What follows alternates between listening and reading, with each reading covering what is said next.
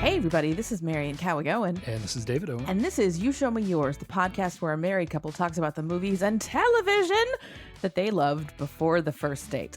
And today I was made to watch Star Trek The Next Generation, Episode 1.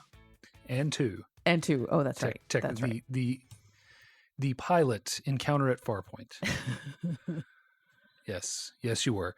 This was 1987 ish, and it was a TV movie pilot that is then in syndication split up into a two-part episode.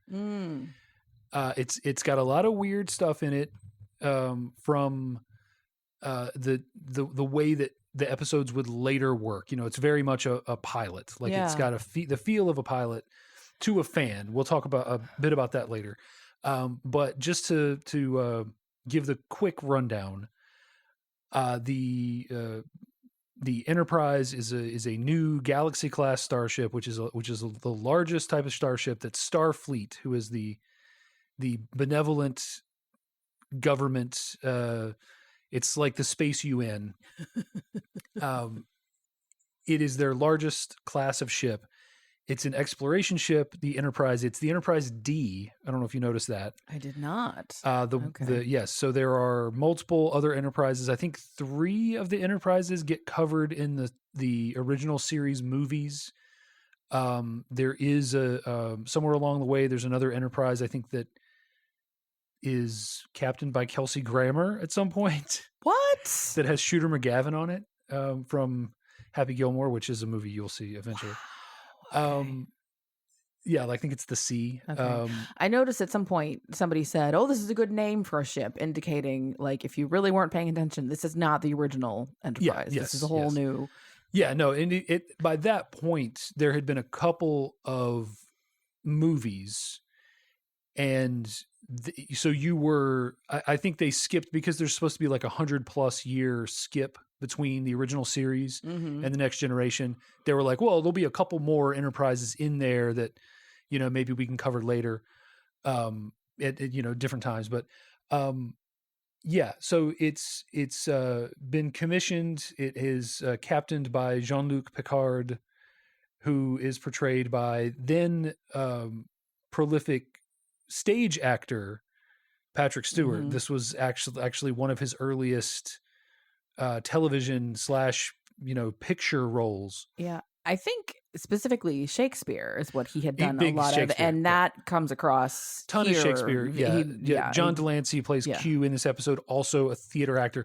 They made great use of theatrical actors throughout the run of the series, because a lot of times you're putting these guys in 4 hours of makeup. Yeah. And you really need them to emote through that. And stage actors are so accustomed to playing to the back of the house that they can emote through all that makeup. There is a guy who plays a Klingon, and I forget his name. I used to remember his name because I love him so much. The character's name is Gowron, and he is the most emotive actor that I think I have ever seen. Oh, interesting. I didn't think about that.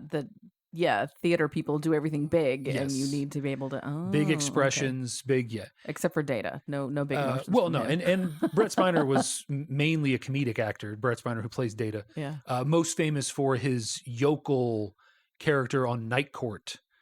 I don't remember that. And I watched a lot of Night Court. He's in a couple of episodes of Night Court. And he plays a yokel guy. Gets brought in. Well, Judge, I don't think I can.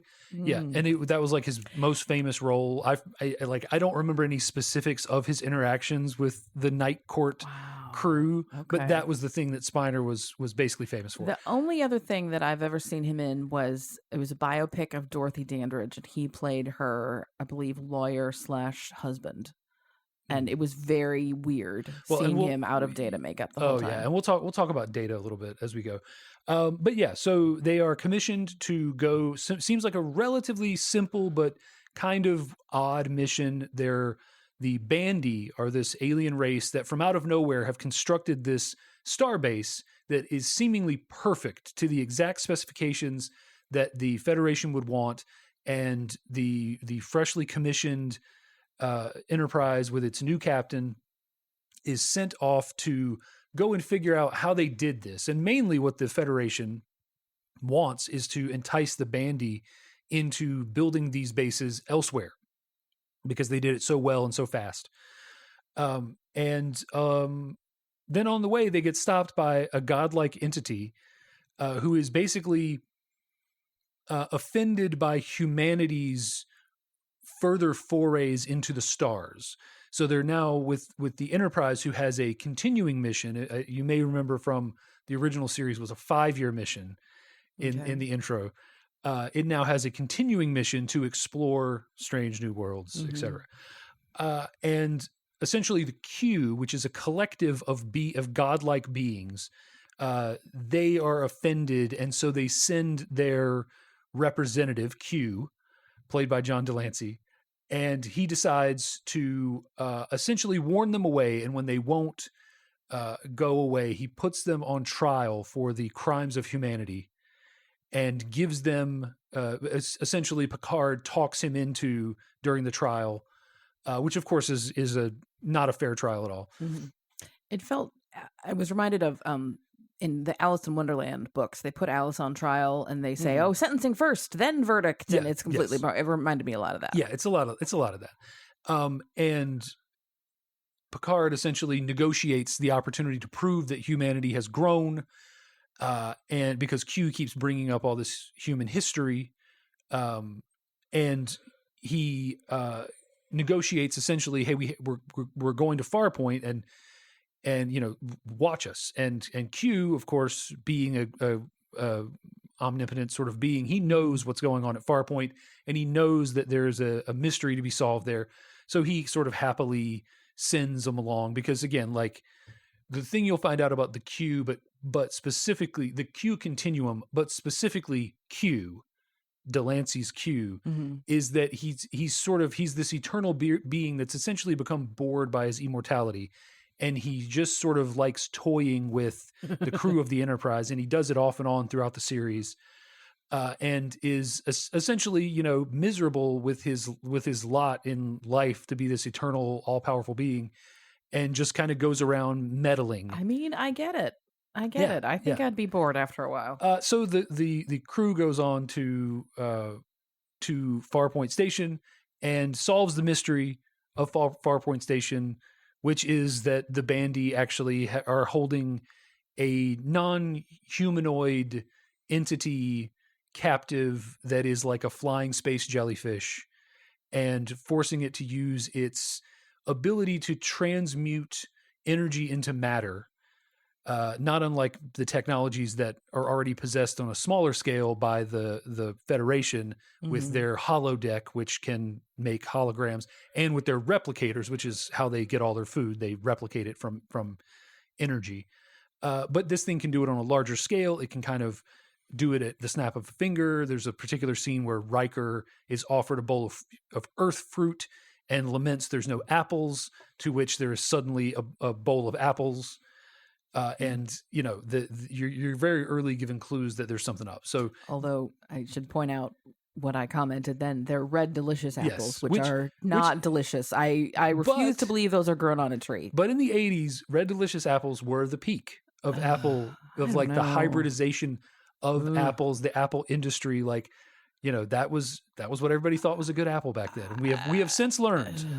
We have since learned as a people, we've grown, much like the humans in the 24th century have grown. Yeah, it's true. So. I think at some point in a recent episode, I said I'm not a foodie. I guess I am a foodie when it comes to apples, because Red Delicious is trash. Yes. Well, and so that's your overview. Okay. So there's basically an A plot and a B plot. There's the A plot, I guess, which is the Farpoint Station, and the B plot, which is Q, and they're tied together. And we'll talk a little bit about why that is and how that works as we go on. Okay. But yeah, so that's your episode. That's your introduction to this new ship, this new crew. After 20 years, 25 years, whatever it's been since the original series, there have been movies. I think 78, 79, I think was the first Star Trek movie, I want to say. The motion picture, as it's called. And so, this is the thing that's making the impression for new fans, right? And it's supposed to launch this new crew and this new ship, and it's which kind of worked though, because how many series have there been since then? Like so many, I can't keep track. And I think they got 7 or 8 seasons out of this, and then there was Deep Space Nine, which got a comparable amount of seasons. Voyager, they got 4 or 5 seasons out of. And there's since recently there was Enterprise, which is tells the story of sort of the first ship to go out to bear the name Enterprise, which was prior to, it's a prequel even to the original series. And you had Strange New Worlds, Star Trek Discovery. There's a comedic animated show called Lower Decks. And then the new movies that are like Kirk and his early days. The alternate timeline movies. Yeah. Which take place in an alternate timeline, but also bleed into this timeline. It's a multiverse kind of thing. It's sort of like the Jack Ryan universe, in that all the stories that we tell are at different points in the timeline, and they may or may not fit together. Yeah, but they do some, just accept them, and they do some real crazy stuff, like with timing. They have Data alive at points where he definitely wasn't in the past, and these different things.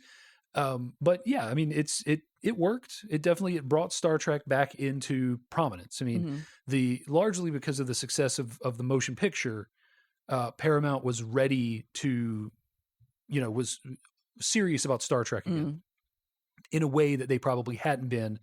But there was, Star Trek never really went away. After the original series, there was an attempt to launch a follow-up to the original series. I think there was some delays because Nimoy wasn't sold on it. Then that was followed up with an animated series that I think got 2 or 3 seasons and is actually kind of well respected from what I understand. Had a lot of the original series writers writing episodes. Most of the cast, if not all, were back to voice their characters. So, it's not one of those things where it's like, oh, we made a cartoon because we couldn't do anything else. It was like they made a cartoon and they really took it seriously and apparently did a pretty good job with it. So it wasn't like and then the motion picture and then the sequel and then Spock, Search for Spock and all that stuff. So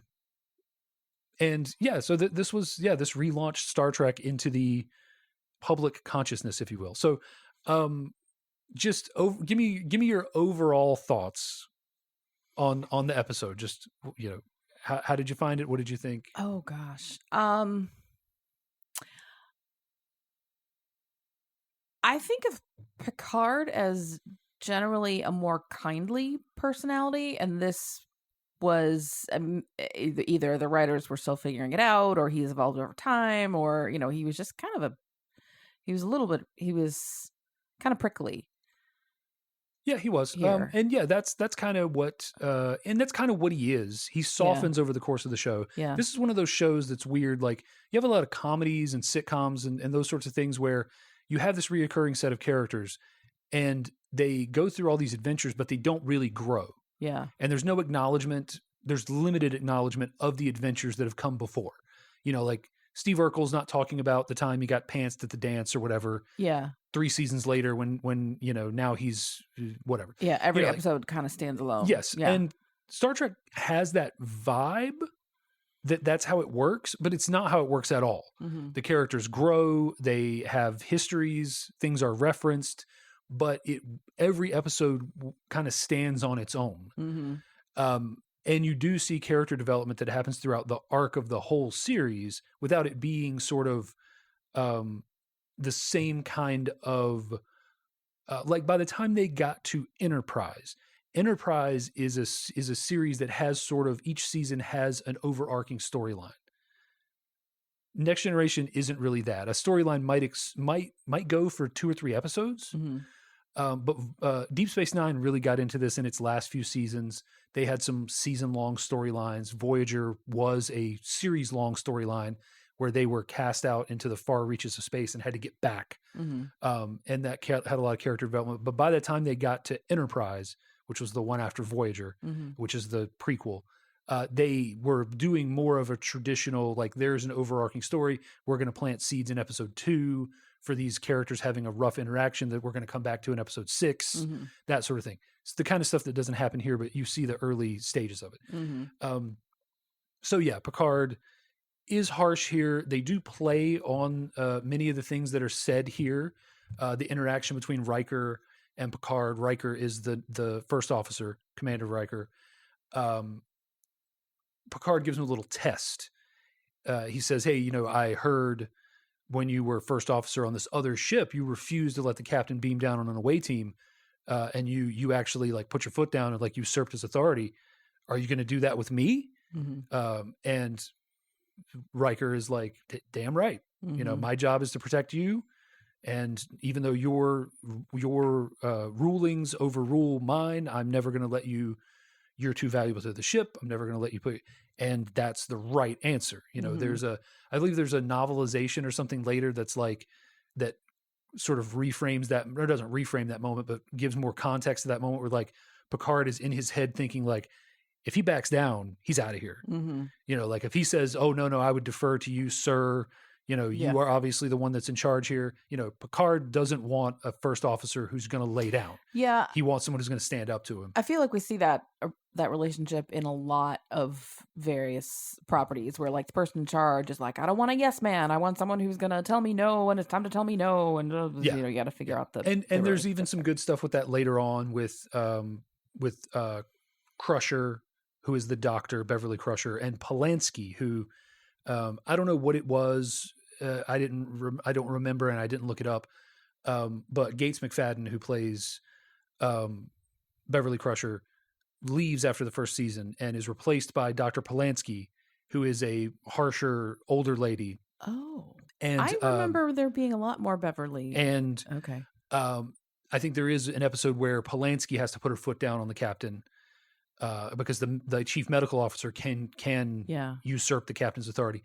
Polanski then leaves after season 2, and Gates McFadden comes back as Beverly Crusher for the rest of the series. That would be okay.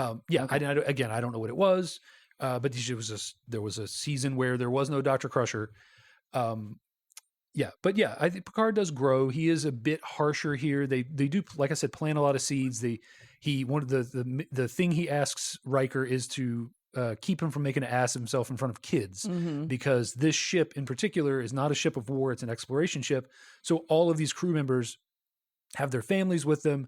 And there are additional like science staff and stuff who aren't necessarily Starfleet officers who are also there with their families. So it's a floating city, which means he's going to have to do things with kids, and he wants Riker to keep him from making an ass of himself. And there is much later on an episode in which during a catastrophe on the ship, Picard gets trapped in an elevator with 3 kids, and they explore this, a little bit more, which is pretty fun. Oh my gosh. See, and like my image of Picard is largely formed by my image of Patrick Stewart, which is, like he's BFFs with Ian McKellen. Oh, yeah.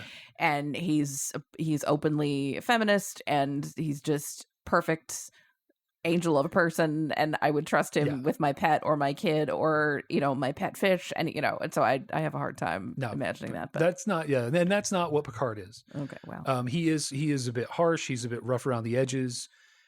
He is at times difficult, unapproachable. You can see he has in this episode rough dealings with Wesley Crusher, Beverly Crusher's son.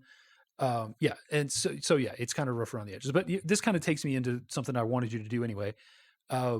I want to just kind of hit every character and get your thoughts on them. Yeah. So we'll just go like in command order, I guess. Sure. So Riker, Jonathan Frakes as William Riker. My first thought who our son is named after, by the way. Stop.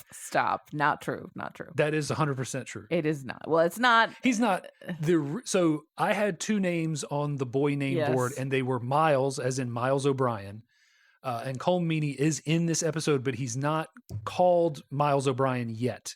You did not tell me it was for Miles O'Brien. Oh, 100%. It was William for William Riker and Miles for Miles O'Brien. I came up with William. No, I think I planted that seed. What? I think I planted that seed. I think I let you, as any good commander would, I let you think that was your idea. So we have to let our subordinates think that they get, good ideas. Well, I guess I prefer those 2 names over Jean-Luc or Geordi or Heck yeah. Any of the other or Wesley Data. Yeah. I don't. Yeah. Anyway. So William Riker, the young, brash, clean shaven, yes, which is first couple of seasons. I think he looks better with facial hair, I think. Yeah, and it so much became his look too. But yeah, he's a bit Riker's a bit better with that. Yeah, he's I don't know, he's a little bit of Boy Scout, which is not bad necessarily, but he just seems perfect, and you're like, you have a flaw somewhere. Oh yeah, well he has many. Okay, so Deanna Troi, played by Marina Sirtis, who Riker clearly has a thing for, or vice versa. Yes. Well, she taught him how to listen to her thoughts. So, that is another thing they explore throughout the series. They're together. They're not together. Yeah. Ultimately, they do end up together. Okay. In Picard, it's revealed that they are married. Okay. She cries a lot. And I know that's her whole thing, but get it together. Come on. And that's something. So, Marina's not super happy with the way she played Troi in the early going. Mm-hmm. And part of it is that she didn't understand yet, and they didn't understand, meaning the producers, the writers, the extent to which Troy's powers worked. Troi is half Betazoid, and Betazoids, when they're full-blooded, are telekinetic humanoids who can read minds and I guess move objects. I don't know. She's an empath. So right? Because she's only half human, half Betazoid, she is an empath. She can sense strong emotions. And I don't think they had quite figured her out yet. And so when she's experiencing the emotion, she's experiencing the fullness of it. Mm-hmm. And that doesn't really happen later in the series. As it goes on, it's more controllable. She is often just used as a lie detector. Mm-hmm. And she doesn't do that as much. When in the future episodes, when she's brought to tears, it's by some far extreme. And I guess you could argue that in this episode, they're in the catacombs of this base, Farpoint station, which is literally the insides of this being who has been made to shape itself into sort of a base. Okay, that's what. Yeah, I wasn't clear that was what was happening, because they have this thing where Geordi's looking around and I don't know what this material is. It's nothing I've ever seen. So they were in this space jellyfish's guts. Yes. Okay. Well, meant demonstrated by the fact that when they went aboard the other space jellyfish that shows up, the hallways are all identical. Yeah. Okay. So she's literally inside of this thing, and it's been trapped now for who knows how long, being sort of drip fed just enough energy to survive, and held captive, by this, by the Bandy, and made to do their sort of bidding. Mm-hmm. So the emotions are strong, but there's a bit more crying from Troi in this than will be, and she is famously in the skirt. The unisex that was extremely short. Skirt. Holy smokes! There are just as many men in this episode wearing the skirt uniform as women. Well, I saw one man, so there's yes, you missed. There are several men wearing the skirt uniform. Okay. She pretty much gives up the skirt uniform, I think, right after this. Yeah, and she gets into this form-fitting light purple bodysuit with a sort of a deep V, which is not. It's uniforms should be uniform. Yes. It's kind of weird. It is a little weird. So Troi, empath. So I guess Data next. Yeah, so Data is fully an android, right? Fully an android. It's not because Spock is what, half Vulcan, half human. Okay, all right. Yes. He oddly, I don't know, I guess there've been more properties in the last 30 plus years that have had androids and AI things, and so my image of what an android is a little bit more developed than would have been in 1987, but he emotes more than I would expect an android to. And that is something that they correct pretty quickly. So that is, so again, Spiner is played by Brent Spiner, is a comedic actor by trade, by nature, and he can't help himself but to make faces. And it does not I'm sure that's very hard. It does not serve his work as Data very well at all. He's constantly in this episode sort of catching a half grin and kind of cutting his eyes at people. He cleans that up in a way that is night and day. Oh, okay. And he does get the chance throughout the series to play it up because he has a brother named Lore who has the emotion chip that Data lacks. So both androids, they're called are they Noonian androids. Are they twins? Yes. Okay. Lore is just an earlier version of Data. Okay. So same actor as you. Okay. Yeah. So Spiner plays everything Noonian Soong. He plays all of the androids, and he plays Noonian Soong himself. Okay. So in flashbacks and stuff, when they have the creator of Data, he plays the creator. And yeah, when he gets to play Lore, so the really quick Data Lore storyline is Lore was the first android, had an emotion chip, but it was an experimental emotion chip. It was the first one.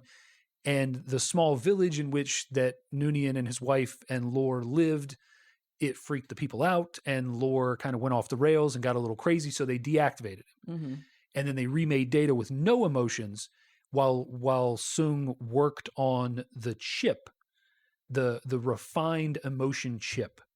And then at some point, and it never got finished, but at some point, Lore tracks down that Soong is still alive, and he tracks him down and he steals the chip. And so now he has the pristine functional emotion chip that Data is supposed to have, but because he's already kind of like a borderline psychopath robot, he gets to ham it up. Spiner gets to ham it up when he plays. Yeah, I feel like I've seen some stills from that. Yeah, and Data learning to laugh. So that's just Data stuff. Okay, and yeah, there's stuff. He gets my favorite thing is he goes on the holodeck, and they have a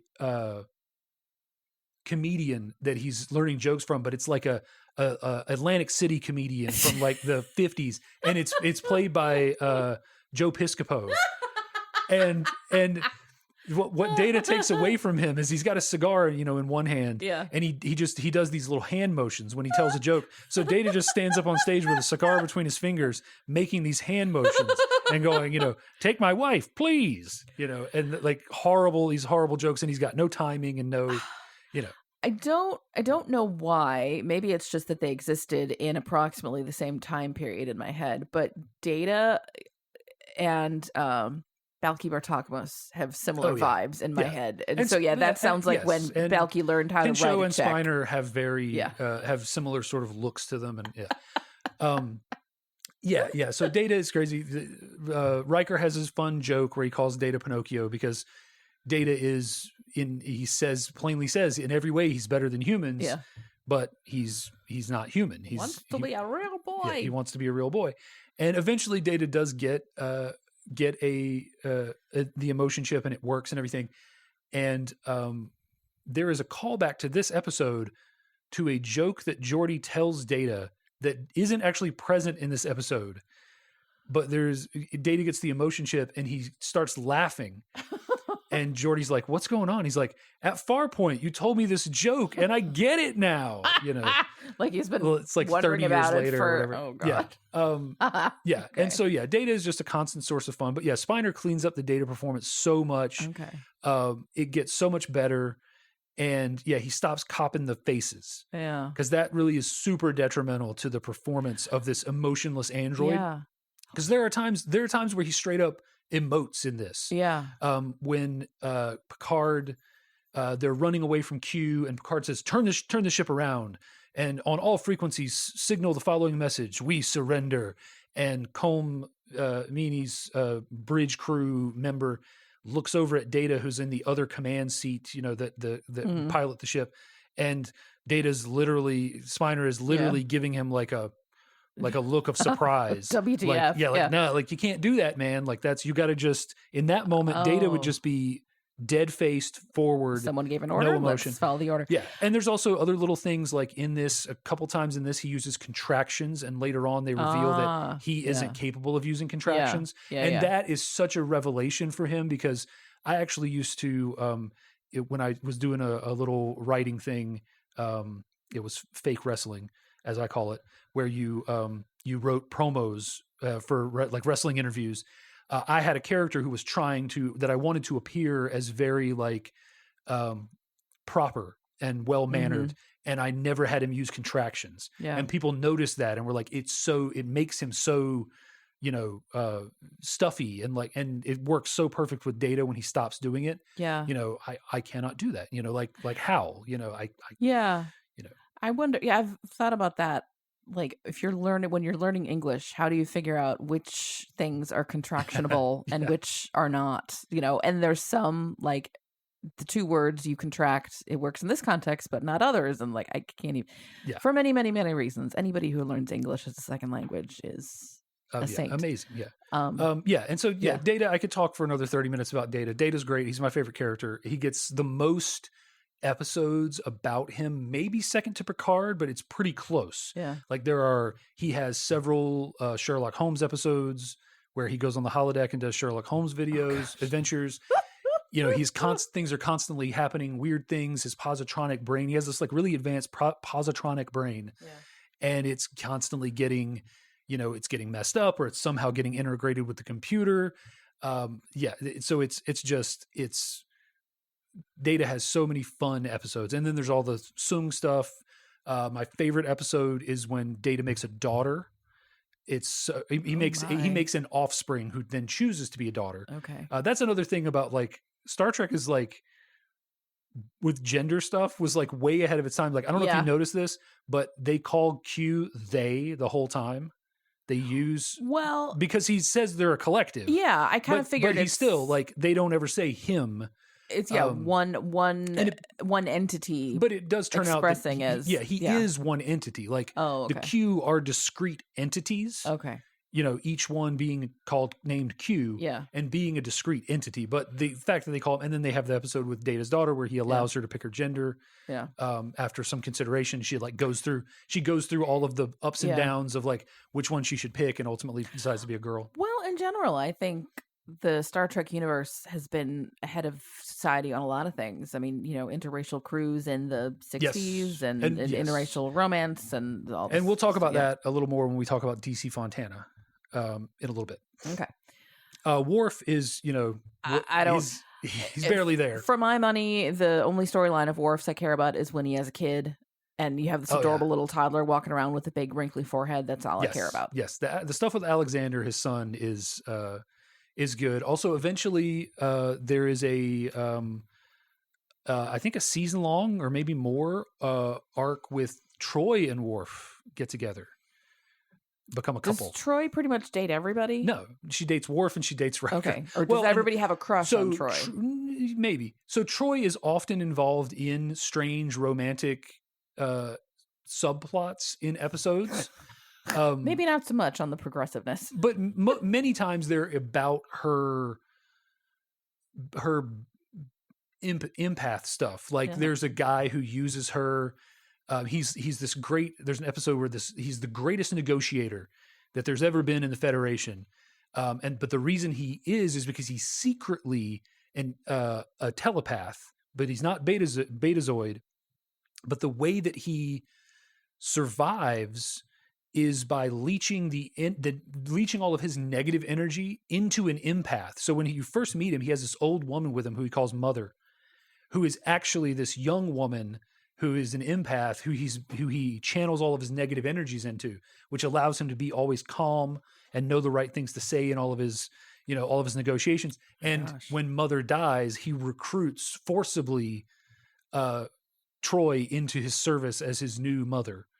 And starts bombarding her with his negative energy. Lord, that's like Norman Bates, but Dorian Gray. But that's wow. Yeah, it's very interesting. But so Worf, as we were talking about Worf, Worf. Nothing here. He growls. He's big. He's mean. He's not yet wearing his trademark sash, which he'll eventually wear, and he's in the red uniform. The funniest thing about this for a fan is looking at everybody in their not correct uniforms. Geordi's in red. Worf is in red. They will eventually be in yellow. Just super funny. So Geordi, LeVar Burton. Yeah. because in 1997 I was a 10-year-old girl learning about hair accessories. I'm just like, why does he have a banana clip on his face? Super just a banana clip. Yeah. Also, they just weird that they made the reading rainbow guy blind. Like, the guy who's known for reading books, they made him blind. But he can read though, so technology helped him read anyway. Geordi is an interesting character because they set it up here that his visor allows him to see, but it causes him constant pain. Crusher tries to... I didn't know that. Yeah, it's kind of experimental. Okay. Crusher gives him several options, all of which would inhibit the function of the device. Yeah. And Geordi can't... It's not just that he can see, because he can't see like you and me. Mm-hmm. He doesn't see like a video feed. He sees full spectrum. So when they're asking him, what do you see, Geordi, in this episode, and he's identifying metals and things and saying, I don't recognize this metal, he's looking at the full spectrum of non-visible and non-visible light. Mm-hmm. And he's looking at, ionizing radiation. And, they do a couple of times try to show what Geordi sees. And it's a weird jumble depending on, I think the first time they show it, it's worse, but the second time they show it, it's a little bit better. Eventually Geordi does get prosthetic eyes, so he doesn't have to wear the thing, but it's not during the series. Like, he wears the thing for the whole series. Okay. LeVar Burton is great. Tasha Yar, the security chief. Denise Crosby. I don't know. She's also very emotional. Except like she is, and then she's not, and then she's And I saw Denise Crosby in the credit list, and I was like, wait, that's not who I think of as Denise Crosby. I feel like there's a fitness person named Denise Crosby, and it might be her. Anyway, I don't know, but it's not. It's not her. Okay, perkier and longer hair. Oh, okay, and Denise would go on either by the end of this season or the second season to leave the show pretty much permanently, but not permanently. Okay. So there was some sort of dispute. I don't know if it was financial or whatever. And she is killed off. Prior to being killed off, she deflowers Data. What? She dresses up as an android, a lady android, and asks him if he's fully functional. And he says, I'm trained in many forms of sexual pleasure. Okay, wait. Why would you give an android genitals in the first place? Well, so Soong was trying to make artificial humanoids. Like, he wanted Data to be as human as possible. Thus why he's working on the emotion chip for the whole of his life. Data's got junk. Data's got a schlong. I don't. Oh yeah, I don't. And it's white, just like his skin. Weird pale white. So they do a reprisal. There's a classic episode from the original series where a toxin gets into the air and it makes everybody basically drunk. And they do a reprisal of that in the Next Generation. So she gets drunk and has sex with Data. And then a few episodes later she dies. And then she's gone for several seasons, and then she comes back just sort of out of nowhere as a Romulan. Romulans are, for the uninitiated, the warlike cousins of Vulcans. So Romulans and Vulcans are the same race or the same species, and they split into two races. Vulcans sought to control their primal emotions and became what Vulcans are, these cold, logical things. And Romulans sort of embraced it. So they look very similar, but one of them is warlike and embraces their emotions. But they all look like Spock, right? Like, I think the Romulans have some additional nose ridges or something. Dark hair, pointy ears, that sort of thing. And one day, just a blonde-haired, still like the bowl cut like Spock, Romulan shows up. And she's this evil Romulan general or whatever.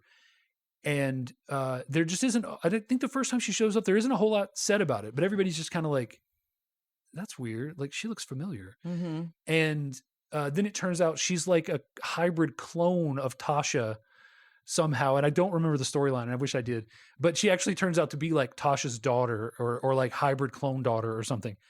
I wish I could remember the exact. But so basically, Crosby gets to come back for the last couple of seasons as a reoccurring character, which was nice, especially since I think she left because she didn't want to like have her whole career be Star Trek, and then that ended up being kind of the main thing she ever did in her career. When I was looking to try to find if there's this other Denise Crosby, I saw that this Denise Crosby was in Playboy the year after this came out, and maybe she was trying to, maybe that contributed. You know, well, maybe look how that goes. Yeah, maybe she was trying to get out of her contract or something. I don't know. Yeah. Tasha's backstory is expanded upon. Like, she came from this planet of human refugees, but it's like the worst possible. Like, she alludes to it in this episode. It's just like gangs roving around and just like doing horrible things to people. And Starfleet managed to get her out of this situation, and that's why she's loyal to Starfleet and became an Starfleet officer and all this sort of stuff. The Crushers, the Wesley and Beverly Crusher. She has glorious Gates hair. McFadden. Yes, Gates McFadden.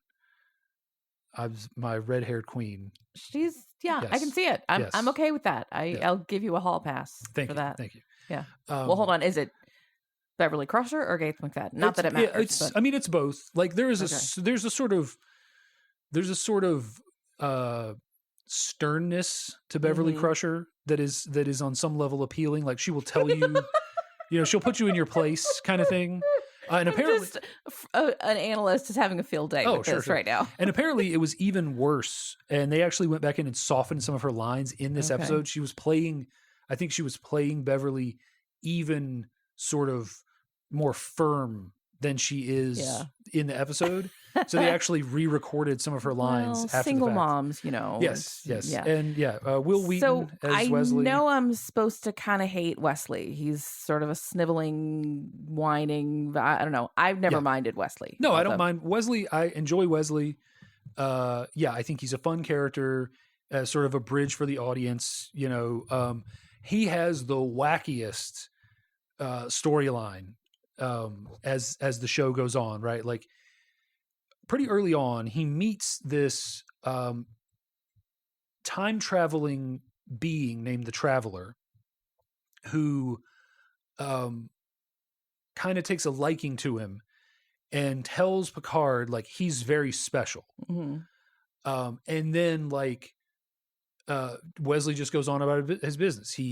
There's some good Wesley episodes. I think good Wesley episodes. There's one where he tries to get into Starfleet Academy. And that's a good episode. There's an episode where he's in Starfleet Academy, and he's a member of an elite starfighter squadron that does like an air show, like a Blue Angels kind of air show. And they secretly practice an illegal maneuver, and one of their members dies when they have a crash. Okay. And they all, they're all sort of bonding together and basically lying about it. And Picard gets one of his best speeches when he confronts Wesley, and he's talking about the honor of the uniform, and, you have a duty to this uniform and to the truth, and, all these things. It's a great Picard speech. Patrick Stewart gets to chew some scenery on occasion as Picard with his, theatrical abilities. And then he disappears for a while, off and on, he's there, he's not. And then then he comes back, and the Enterprise is sent to, this is the real plot of this episode. The Enterprise is sent to displace a planet of its inhabitants who are in this neutral zone, the different zones of space, like one's controlled by the Romulans, the Klingons, whatever. There are these like DMZs between them. And occasionally those borders change, and the borders are changing, and the planet is going over to the hands of the Romulans or whatever. And so they are literally sent to displace the settlers on that planet who are Native Americans who came from Earth Lord. hundreds of years ago to make their own their own life. Oh no. And they are sent to displace them. Oh no. And as you might imagine, Jean-Luc Picard has some objections to this. Yes. Oh, dear and, God. It's like in those sort of really transparent moments where he's like, you may not know this, but many hundreds of years ago, the ancestors of these same people were displaced in a very similar fashion. I'm a student of ancient history. Most people don't know this anymore. It was called like, were there references to like Trail of Tears or something? Was it? Oh, I'm sure. Yeah. I'm sure. And so during the course of this episode, the Traveler returns. And it is revealed that he is there to invite Wesley Crusher to become an interdimensional time traveler with him and ascend to another plane and go on adventures throughout time and space and all of the multiverse. And he does. And Wesley just fades off is gone. Is that in the job description? Go on adventures? I'm just... I want that job sometime. Go on adventures. That his arc is they never really know 100% what to do with him. He's always getting into like shenanigans. He's good with Data a lot of the time because it's this, he gives Data this person to bounce things off of. So there's a lot of good interactions. Yeah. But Wesley Crusher becomes a interdimensional time traveler. Okay. Finally, Q. John Delancey. His face is very punchable. Yes. Oh, and Delancey plays the role really well. He's again a stage actor. Like I read somewhere that they literally shot all of his stuff in like a weekend or something because he was doing a stage play in London and only had so much time to devote. So all of those scenes, all of his stuff, all of the costume changes, gets a chance to be very flamboyant. Loves to dress up in Starfleet uniforms, and it pisses Picard off to no end. I believe it because to Picard, like it takes something to get. And he always wears stolen captain. Valor. He always wears captain insignia. I noticed too. they had the same. Yeah, he always wears captain rank. The pips on the collar are the rank.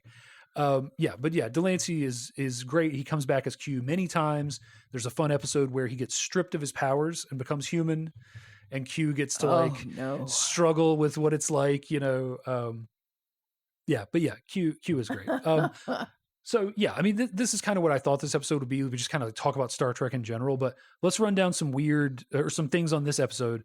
The first one is Bones. Leonard McCoy, fucking McCoy. I don't remember. All I remember is "Damn it, Jim," but that's his line, not his name. Bones comes back to tour the ship. They never call him Bones or Admiral McCoy or anything, but that is who it is. DeForest Kelley, who was old at the time, got aged up even more. Oh yeah, because I said, what is he, 137? Yeah, he's supposed to be like 137. Yeah. But yeah, he's great. He comes in and just gets to give some like folksy wisdom. Hey, I don't see no points on the tip of them ears, boy. Because he gets to interact solely with Data. Yeah. Which is a great chance for them because in the original series, Bones and Spock had this relationship where they clashed because Bones was all about passion and human emotion and Spock was not. And so they got to clash quite a bit. And I was waiting for him to say, though, damn it, sir, Data. I'm a doctor, not a blah blah. But there was, I don't think I've ever seen a full episode of the original Star Trek, but I know that's a thing. So the Bones cameo is great. I've said several times, I have this written up here, that it's weird for a fan. We've kind of covered that, all of the things like even the lighting. They're trying like very theatrical. When I say theatrical, I mean like Hollywood film lighting. There's lots of shadows, and the very first scene is Patrick Stewart stepping through this like column of darkness, and then giving the initial captain's log that's filling you in on what's going on in a way that you will never see again. Like for the rest of the series, everything is well lit, everything is bright. The mood lighting is at a minimum anytime they're on the ship. And that's the biggest thing for me is like there's mood lighting on planets and in the ships of the bad guys and all this stuff, but everything on the Enterprise is always bright. Like even the weird Jeffries tubes that are like the vents that extend throughout the ship. Like even they are super well lit. So it's really weird seeing that. And then all of the eccentricities with all the characters, the wrong color uniforms and all that stuff, and the characterizations, and but it's fun. It's fun to go back and do that and see that kind of stuff.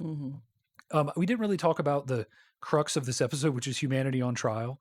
And I don't know that we really have time to devote to it at this point. It was a very oddly, it felt shoehorned kind of. It was. And so that's probably the best time to talk about this. DC Fontana. So DC Fontana is badass. She is, she wrote a bunch of episodes of several of the Star Trek series. She worked with Roddenberry in the 60s. She was briefly his secretary and then became a writer and became the story editor for the original series. She was the youngest and only female story editor in Hollywood at the time. She originally published her sci-fi works under male pseudonyms. DC. And then even then DC was using DC Fontana. Is her actual name Dixie? Dorothy. Okay, I'm thinking of somebody else. She wrote. So they brought her in. They brought in a core of people from the original series, and these people had also gone on to work on the animated series and the movies to a certain extent.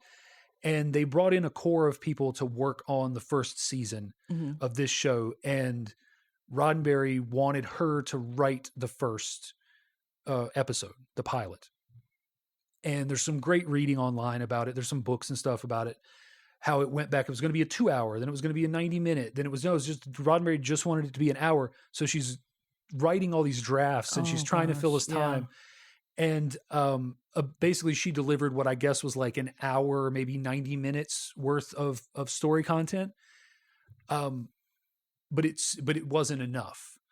And she wrote everything to do with Farpoint. The whole plot line with Farpoint, everything that happens, that's all her stuff. And the Q stuff, Roddenberry wrote himself as a frame for the episode. I saw a quote from Roddenberry saying when they were interacting, I think Fontana wanted to come back and maybe flesh it out, but there's a lot of conflicting reports whether she was wanted back or wanted to come back.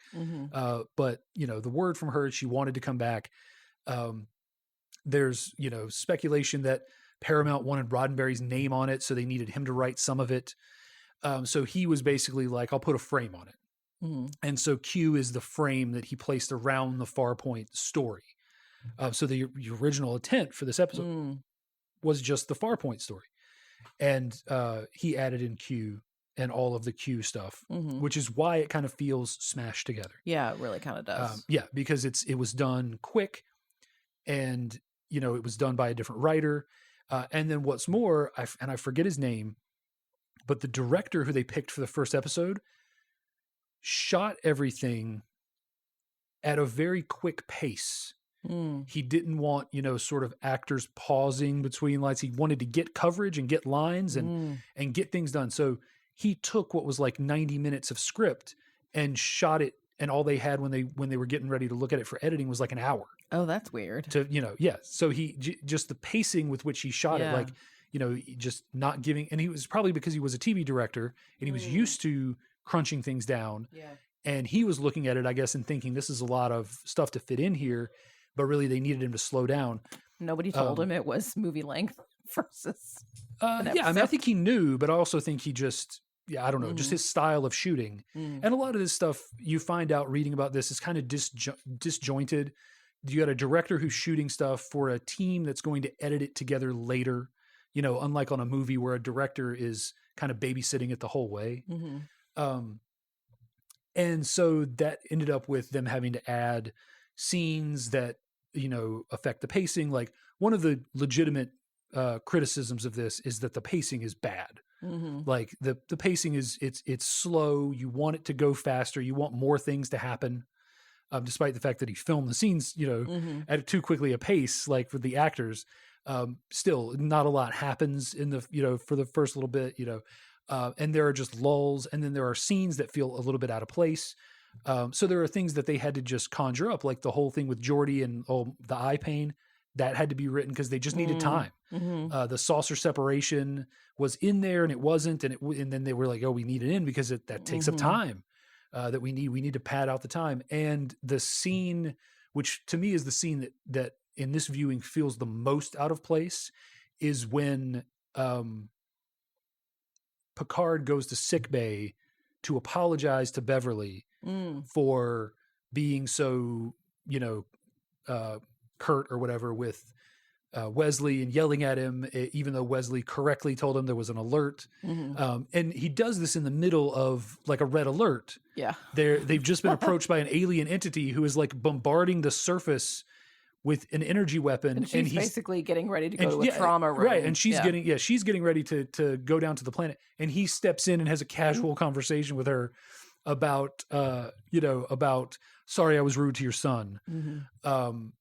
And if you want, I'll understand if you want to leave, because he's under the impression. So the thing we didn't mention about them is Jean-Luc Picard was a friend of her husband's, Wesley's father, who delivered the news that he had been killed. The father had been killed. And Picard is thinking, oh, you're going to serve this every day. You're going to have to see this guy who told you your husband was dead. And later on, this relationship is sort of retconned.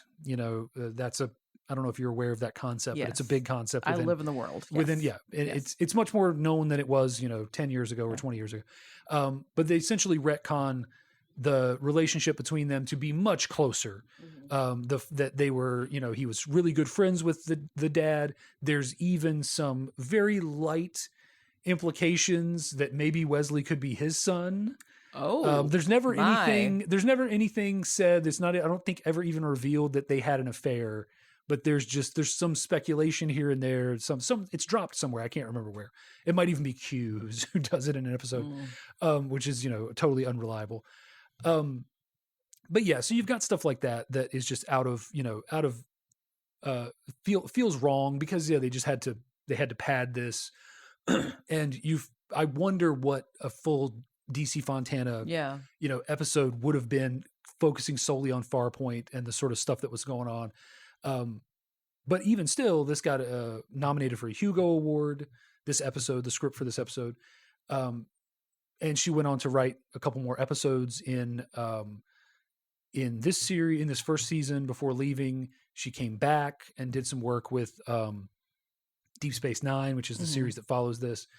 And just like a total badass. Like I had heard the name before, but didn't know the story. And I kind of got sucked into reading about it. But she just seems like a trailblazer. And again, like Roddenberry's one of those guys who gets a pass, I think, for having like good gender politics and good, feminist ideas for his time. Yeah. That for his time probably does a lot of the work. But you see someone like this who he understood she was a talent. He didn't care that she was a woman, and continued to give her prominent positions throughout the rest of his life. I think eventually his lawyer kind of ran her off for a while from the Next Generation, because at a time Roddenberry was sick and his lawyer was doing a lot of, and he just they had some misunderstandings, and that's why she left Next Generation, but was able to come back, and she did a lot of stuff. She wrote a lot of the Star Trek games and stuff. Just a lot of really. She was very prolific when it came to this property, but also wrote other shows and did other things. But yeah, just a real doing this in the 60s and 70s and being in these positions that you don't associate with women in these even leadership positions, being the story editor, the one who's in charge of the writers and the stories and the keeping the continuity and all this stuff. But yeah, I felt like she was definitely worth a mention. The only other thing I wanted to say is Groppler Zorn. Yeah. Fucking Groppler Zorn. I don't even understand what that name is, but great character actor though. Yes. Michael Bell. That's Michael Bell. Oh, you thought it was Renee Aber or something, something. Oh, it looks almost exactly very like him. Much like okay, so well, never mind then. So the reason that I know that it's not, besides the fact that I looked it up, is that Michael Bell is an incredibly prolific voice actor, and he voiced a ton of characters on Transformers, G.I. Joe. Just his voice is so a part of my childhood. Okay. So in a moment, but yeah, you're right. He does, who of course would go on to play a character in Deep Space Nine. Oh, he plays that's the shapeshifter Odo in Deep Space Nine. Yeah, I remember him from, he was in The Patriot. He was in, I forget. He's been in a lot of. Benson, of course. He was in one of those Boston legal shows. Yeah, he's been in a ton of things. But yeah, it does look like him. Yes, you are right. Okay. But is not him. Okay.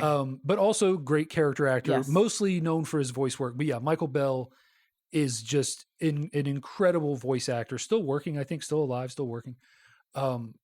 And just his voice is such it's just in my head. Like when he speaks, I hear, Duke from G.I. Joe. I hear I can't remember if it's like Wheeljack or who it is from Transformers, and just 1,000 characters from the cartoons that I watched growing up. Just it's amazing. And this is the kind of thing, and the main reason that I did want to bring up Groppler Zorn besides the awesome name. I'm pretty sure there's a band named Groppler Zorn too, which is a great name for a band. Is this was something that this show was really good at. Aside from the stage actors, they also brought in a ton of voice actors. Because again, these are guys who are used to emoting with their voice and can emote through 3 layers of makeup. Yeah. Like what, Groppler had a lot of facial prosthetics and stuff on. Bell is great and starts a long tradition of voice actors getting brought in to do these roles. And like I said, Patrick Stewart, John Delancey, these theater actors that get brought in to do these roles. But yeah, Space Jellyfish, which you called, which was funny. Yes. Because you were jokingly, you said it's a jellyfish. And then they literally have tentacles they keep flowing that and hang it was down and all this stuff. But that's Star Trek. And yeah, like I kind of thought how this episode would go is we just kind of talked about Star Trek in general. Yeah. But for me, it's worth it because this kind of lays the groundwork for doing a few more episodes in the future of Star Trek. There are some things that some classic episodes, Darmok, there's classic episodes that I really would like your take on. Okay. And I feel like now you've been primed to eventually do that. Okay, good. Yeah, we've been talking about how to do television shows this whole time, and we finally were just like, let's do it. Just do it. Yeah. And I don't know if this is the right way to do it. People who don't care about Star Trek are not going to enjoy listening to an hour plus of us talking about every character in depth and me just telling you about episodes that you haven't seen of Star Trek. I think though, I don't know. Maybe it's just we didn't have enough other things to watch on TV at my house, but I've just absorbed enough Star Trek that it's interesting to hear about the origins of a character or the intentions or like I've seen episodes here and there. Yeah. Yeah, it's hard to avoid. It feels like it used to be on all the time, kind of like Law and Order is now. Well, so I just absorbed a lot. And so at a certain point, UPN became a thing, and so it was no longer. It was always on UPN, and then it Paramount Plus. So it's it's a very it became harder to find. Yeah, it was everywhere for a while. Less it was so syndicated now, and it was just always playing. But not so much. So Star Trek as a series. I mean, it made nerdy crap cool, Yeah. And for a kid like me, it was great. And I have one last quick story about how nerdy stuff. So when I was young, I had this friend named James, and we went everywhere together. And we were at the Walmart near my house, and what turned out to be a reporter from the local paper approached us, and it was around Christmas time, and the reporter was like, "Hey, you're a couple of kids. Hey, what are the hot toys?" And we're both a couple of dorks, and the Next Generation toys had just come out, and so we were like, "You know what's hot? You know what all the kids want? Jean-Luc Picard." And so this poor writer writes this whole story about how Star Trek The Next Generation toys are the hot item this year. It's what the kids want. And never understanding that she mistakenly talked to the 2 nerdiest kids she possibly could. That's, oh my gosh. And for us, that was what we wanted. I think I got Star Trek toys that year for Christmas, and this was probably like 89, 1990 at the most. So I'm like, I'm like 10, 11 years old. probably too old to be still playing with action figures, but like I kept playing with action figures for many years. Well, what the heck is she thinking? Asking 2 kids, and that's the sum total of her reporting. Like, no. Don't feel bad for a minute. For a while, I felt bad about that, but reflecting back on it, I'm like, you talk to 2 kids in a Walmart, and we're like, this is the hot toy of the winter winter season. No, pick up Geordie LaForge with his removable. Heard it here first. Removable visor. If you get it full size, it also functions as a hair accessory. yeah. So that is my. I have never heard that story before. Yeah, that's my favorite Star Trek story. Do you have a copy of the? I don't. Oh no. Okay. But yeah, I believe there was a picture of. It might have been him because this was the Enterprise, right? Yeah. Okay. Holding, like a Jean-Luc Picard or whatever. Yeah. But no, like we and like to us that was the hot toy, so we weren't lying. We didn't mislead her. She just didn't do any more research than that. Oh no. Well, and that's like. Retail analysts say the top 10 are blah, blah, blah, blah, blah, blah. Local kids say blah, blah, blah, blah, blah, blah. Like, you gotta, the top 10 are Star Trek nowhere to be found. Oh, everybody wants Ninja Turtles. These 2 dorks. Guess the kids in High Point are a different breed. Blah, blah. Yeah, like, okay, no. I'm calling it right now. She sucks as a reporter. Yeah. Do you remember her name? No, not at all. I barely even remember like any additional circumstances surrounding that other than what I told you. I know it was me and James. Yeah, we told her Star Trek toy, the Next Generation toys were the hot toy, and she wrote that up. I am on a mission now to find this. Yes. I wish you could. This is glorious. I need to find this. So, but I think that's Star Trek: The Next Generation encounter at Farpoint. I think we have thoroughly digested it. Yeah. Yes. So, well, folks, we would love to know what you think about Star Trek, the Star Trek universe, the Next Generation, this episode. Us talking about TV shows at all. Yes. Do you agree that the reporter Dave talked to sucked? Yes. This is it's experimental, so we will get better at talking about television, right? Yes, we could hardly get worse. No, I'm sure we could get worse. But anyway, let us know what you think. You can reach us in a couple different ways. You can send us an email, or you can find us on Facebook. Our handle's the same for both. It's YSMY Podcast, YSMY for You Show Me Yours. We're at gmail.com, or you can DM us on Facebook.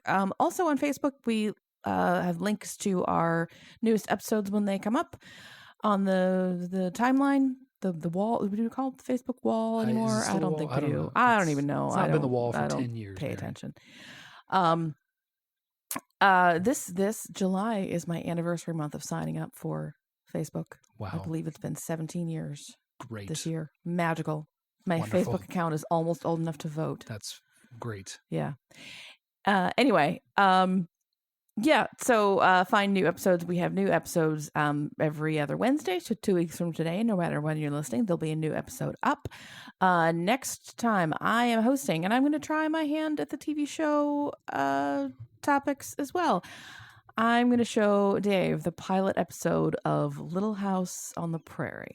Nice. Which was one of the only shows I was allowed to watch until I was like 10.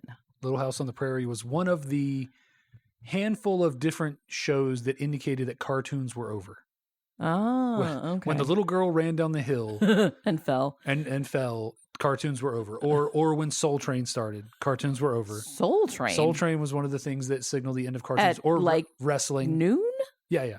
Okay. Well, all right. Well, we'll talk about all that stuff. Yeah. So I've watched 30 seconds of that while looking for the remote many times. Well, I will tell you about the hour that comes after. Sweet. After the little girl running down the hill. Anyway, we'll see you next time when we'll be talking about Little House on the Prairie. In the meantime, this has been You Show Me Yours. Thanks for listening. Bye. Bye.